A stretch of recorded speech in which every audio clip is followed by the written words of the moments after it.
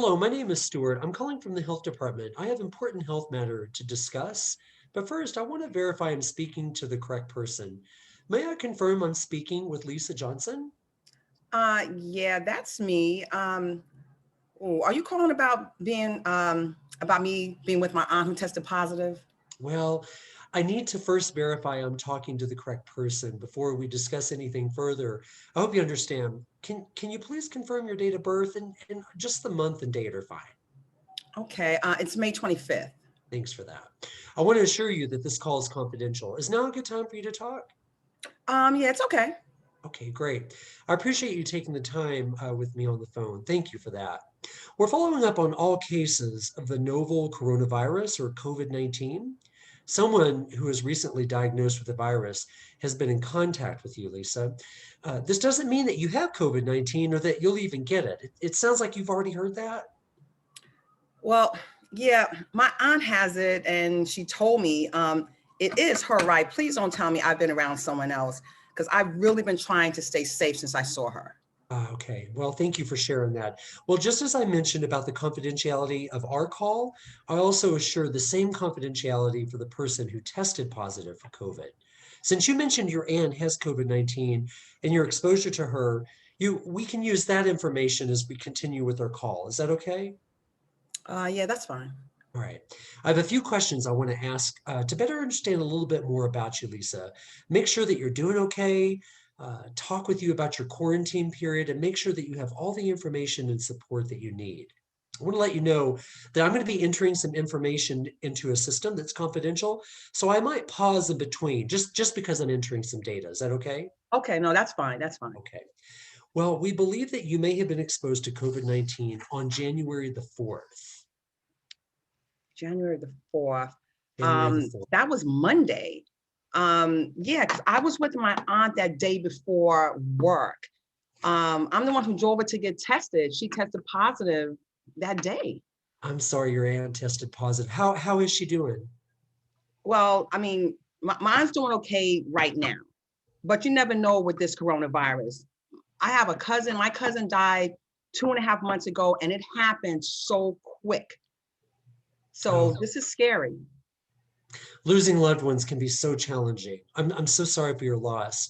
I appreciate you sharing about that. Yeah, me too.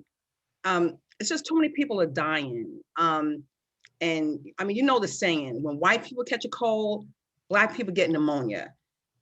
And it's like it's getting worse in our communities. It's been really rough for African American and Black communities. We've got to do better. I'm hopeful this pandemic really will shift things to improve health outcomes in our communities. I'm also hopeful calls like this can have a positive impact by helping reduce the spread of COVID-19 by making sure that everything you need, that you have everything that you need to take care of yourself. Yeah, me too. Next, I will collect some demographic information and ask Lisa what she knows about COVID-19 and any symptoms she might be experiencing. She reports being asymptomatic, meaning having no symptoms. Thanks for sharing that information. So I want to shift gears, Lisa, and now talk about what you do for work, where you work, if you go to school, maybe if you volunteer, what type of industry do you work in, or maybe do you volunteer with? Well, I work with the school district. I work in HR. Okay, what's the name of your employer? Where's it located? It's Denver Public Schools. In Denver, it's in the central part. Okay, what's the address? Do you have the 18, address? yeah, 1860 Lincoln Street. Okay, cool, thanks. Let's see. What's the date that you last worked? Okay. I took time off over the holidays, so I last worked yesterday. That was January 6th. Were you outside of your home? Well, no, I do work remotely. Okay, great. Okay, thanks for sharing that. So, Lisa, there are living conditions that can increase the risk for transmission, like when there are many people living in close quarters. I'd like to ask you a few questions about your living conditions. Is that okay? Yeah, I live alone. Okay. Is it an apartment or a house? It's an apartment. Okay. Well, thank you. I want to go back to how you may have been exposed to COVID-19. You mentioned you drove your aunt to get tested on January the 4th. So I have another question for you. Have you Okay. been self-quarantining or staying home alone due to a known exposure? Um, like I said, no, I feel fine. All right, thanks for sharing that. And you said that you have a face mask or a cover. Yes, yes. And I Okay, wear my face mask, and I try my best to stay 6 feet from other great. people. Oh, that's so good. Well, because you've been in contact with someone with COVID-19, I'm going to ask you to quarantine until we know you will not get COVID-19. So quarantine is for people who are not sick, but may have been exposed to the virus and may be at risk of transmitting the illness to others. Quarantine guidance will be emailed to you later today after we finish our phone call, but let's make sure that you've got all the information that you need so that you and those around you can stay safe. So, Lisa, what do you know about quarantining? Um, well, I mean, I work in HR. So if you work in Mhm. HR, you know that people can't go to work for 14 days, whether they have symptoms or not. So you Mhm. stay by yourself, like you said, you wash your hands, you wear a mask. That's about, I mean, that sounds right, right? That's great, Lisa. Yeah, Okay. perfect. The quarantine can be easier if you live by yourself. I'm going to ask you that you not have anyone over during the quarantine period. So what about notifying your employer? Well, like I said, I work remotely, but I have to tell you, now I hear that people without symptoms, a negative test may get you out of quarantine faster. So, I mean, listen, these guideline changes, they can be confusing. I mean, I want to trust the information. Yeah. Well, I can tell that you're really conscientious about this and that you're really trying to stay up to date with all the changing guidelines. 14 days is the gold standard and is the length of time the virus would need to develop if it will. So for people who do not have contact with high risk individuals, so there's two options of quarantine. So let me cover those with you. The first is if you remain symptom free through day 10. So 10 days, you can end your quarantine. We ask that you daily monitor your symptoms, so every day. The second option is if you have a negative test on day 5 or later from your exposure, now that would be January the 9th for you. You can end quarantine after you get a negative test result. This will likely be after the 7th day of your exposure day. If you develop symptoms anytime within the 14 days with either option, you'll need to self-isolate immediately, and please call me. But throughout all of this time, I want you to continue to wear a mask like you've been doing, wash your hands, avoid crowds, take all the steps to prevent the spread of COVID-19.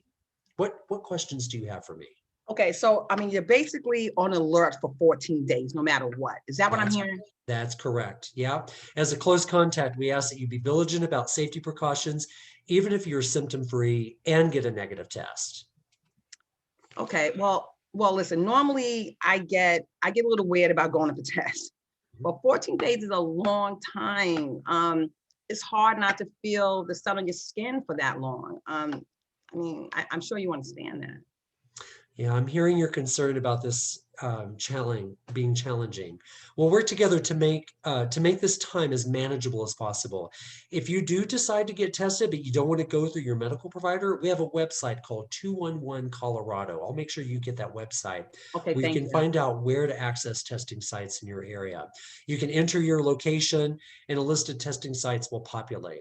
I'll be sending you the link in an email after we talk today, and I can help you think through where to go for testing, after you look at the website. So Okay, let's review. And please write this down, take this information down, put it in your calendar. okay, So let's just kind of go over this again. So day 1 of quarantine is the day you were exposed. We're going with January the 4th. okay, After day 5, which is going to be January the 9th of quarantine, you can get tested if you don't develop any symptoms. So after day 7, now this is going to be January the 11th of quarantine, you may return to activities if you still don't have any symptoms and your test result was negative. After day 10, which is going to be now January the 14th of quarantine, you may return to other activities if you still have no symptoms. That's with or without testing. If at any time during 14-day quarantine period you develop symptoms or you test positive, you should immediately begin a 10-day isolation period and call our COVID-19 hotline. I know this is a lot of information, and the email I will this. I just have a few more things to go over. Is that okay? Yeah, that's fine. All right, I want to make sure you've got everything you need to quarantine. Do you have someone who can bring you groceries, or are you able to get groceries delivered? Oh, I'm sure. I mean, I have family who can help me. We were there for my Aunt Deborah when she tested positive. So I'm good there. Okay, that's good to hear. Please make sure they leave the groceries outside the door. Don't come inside. What questions do you have for me? Um, so I mean, I think I got it. So let me ask you this. So why do I have to wait 5 days to get tested again? Well, that's because the closer your test date is to the day of your exposure, the greater chance for a false negative result because the test might not accurately detect COVID-19 in your body. Waiting 5 days ensures the test can more accurately determine if you have COVID-19 after an exposure. Okay, got it. Got it. Thank you. How are you feeling about all this information we discussed today? I know it's a lot. I mean, I'm good. I mean, it's different, and it's difficult when you don't feel sick. I grew up, having people say, listen to your body. But I know this is serious and I pray for people who have it worse. I mean, we have to do our part and I'm trying to do mine. Well said and so true. What final questions do you have for me? I have no questions at this time and I appreciate the call. Lisa, thank you so much for taking the time to talk and talking through a plan to keep you healthy. I may need to call you back again for further follow-up if I have any questions about anything we covered. Is that okay?